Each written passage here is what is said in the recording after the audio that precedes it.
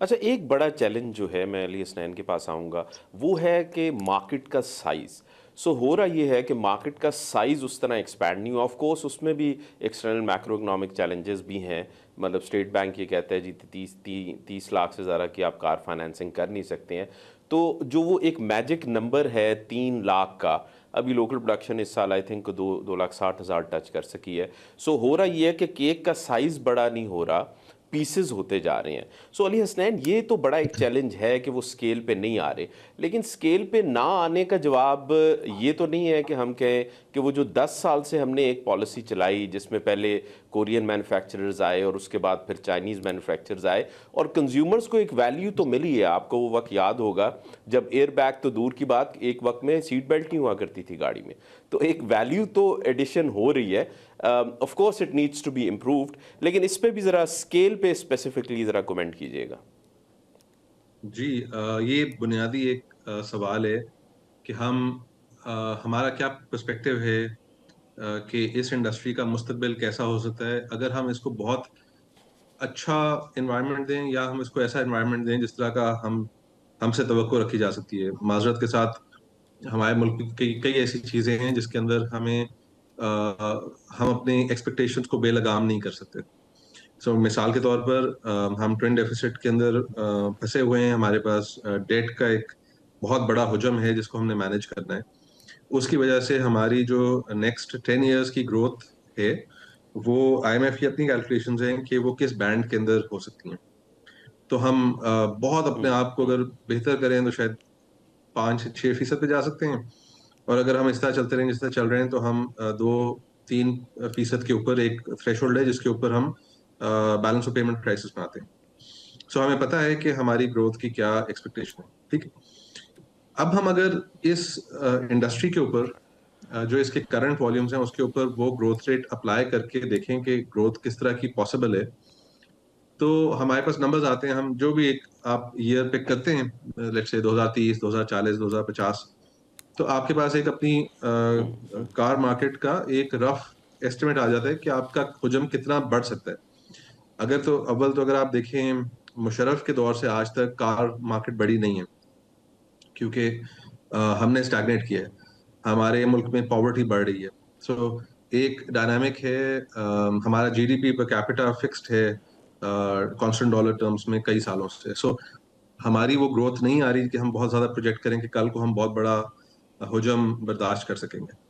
لیکن بہرحال ہمیں کچھ تو یہ میری رائے ہو سکتی ہے، علی خضر کی کوئی اور ہو سکتی ہے، انڈسٹری والے کی کچھ اور ہو سکتی ہے. وہ جب تک ہم نمبرز کو لکھ کے ڈیفینڈ نہیں کر سکتے تب تک ہم بات کو آگے نہیں بڑھا سکتے. پھر صرف ایک ٹاکنگ پوائنٹس کے اوپر کی گیم رہ جاتی ہے کہ کون زیادہ اونچا بول سکتا ہے. آپ اپنا ایک ایسٹیمیٹ بنائیں. میں نے ایک ایسٹیمیٹ بنایا، میں نے گورنمنٹ کے ساتھ بھی شیئر کیا ہے، انڈسٹری کے دوستوں کے ساتھ بھی شیئر کیا ہے. اس کے اوپر میں غلط ہوں، آپ کریکٹ کر دیں، کم اپ ود اے ہورائزن. نا بنیادی ایک مسئلہ یہ ہے کہ آپ کو پھر اس اسکیل کا کمپیریزن کرنا ہے. اور وہ کمپیریزن یہ نہیں ہے کہ گاڑی کتنی اچھی ہمیں مل رہی ہے، کیونکہ جو گاڑی مل رہی ہے وہ کوئی گاڑی یہاں اسمبل ہو رہی ہے، کوئی گاڑی تقریباً ساری پارٹس میں آتی ہے اور وہ صرف پارٹس کے نٹس کسے جاتے ہیں. جو ہم نے وہ ایپل اور اورنجز کا کمپیریزن ہو جاتا ہے. تو ایک ہم سوال یہ کر سکتے ہیں کہ دنیا کے اندر ایک اچھی فیکٹری کتنی بڑی ہوتی ہے.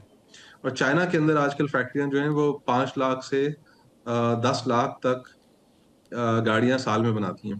پاکستان کی ٹوٹل مارکیٹ 240 300 یعنی 2 سے 3 لاکھ کی رینج کے اندر رہتی ہے ایٹ اینی ٹائم. علی، لیکن چائنا تو از ہمارے not the pass right comparison. ہمیں تو اپنے جیسے نہیں نہیں ملک کا نہیں، میں آپ کو کمپیریزن بتاتا ہوں. کرنا I'll tell you چاہیے. why کیا it is. خیال No ہے؟ no no, it is absolutely the right right. comparison. I'll tell you why.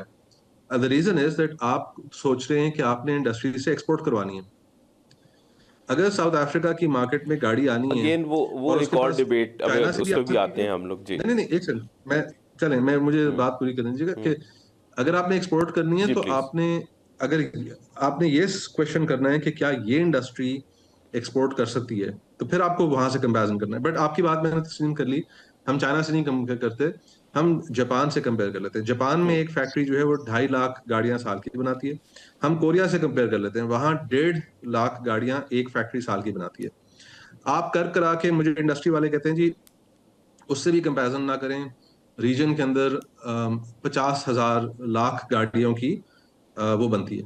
سو ایک بہت بڑا گیپ آ جاتا ہے کہ ایک طرف مجھے نظر آ رہا ہے کہ دوسرے ملکوں میں جو کٹنگ ایج ہیں فیکٹریز وہ 10 لاکھ یا ایون 2.5 لاکھ گاڑیاں بنا رہی ہیں، اور آپ کہتے ہیں 50,000. یہ بڑا جس کو کہتے ہیں نا ملٹیپلس کا فرق ہے.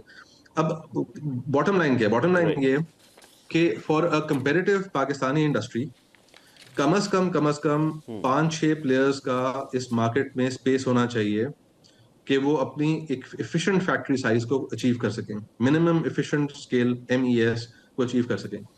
یہاں آپ کی جو نارمل گاڑی کا جو پر ایئر والیوم ہے وہ 4 سے 6 ہزار گاڑیاں بکتی ہیں، اور جو آپ کا اسمبلر ہے average assembler is assembling 20,000 cars a month. تو ایک طرف آپ کی مارکیٹ کا حجم ہی اتنا نہیں ہے، دوسری طرف آپ کہہ رہے ہیں کہ ہم ادھر اس کو ایک ورلڈ کلاس انڈسٹری بنائیں گے. یہ میری سمجھ سے باہر ہے. اٹ کین ناٹ بی کہ آپ پوری انڈسٹری آٹو فل اسپیکٹرم آٹو کو پاکستان کا وائبل اسکیل نہیں اچیو ہو سکتا فار 20 ایئرس 30 ایئرس. یا تو آپ یہ کہیں کہ کنزیومر تب تک ٹرانسفر دیتا رہے، جو ہر گاڑی پہ 25-30 لاکھ کنزیومر سے آٹو اسمبلر تک جا رہے، یا تو آپ اس کو مینٹین کریں اگلے 20-30 سال، اور پھر آپ انڈسٹریل منسٹری آف انڈسٹریز اتنا ٹائٹ کنٹرول رکھے کہ وہ واقعی رائٹ. پش ہوں اپنے آپ کو کریکٹ کرنے کو. ایک آپشن ہے.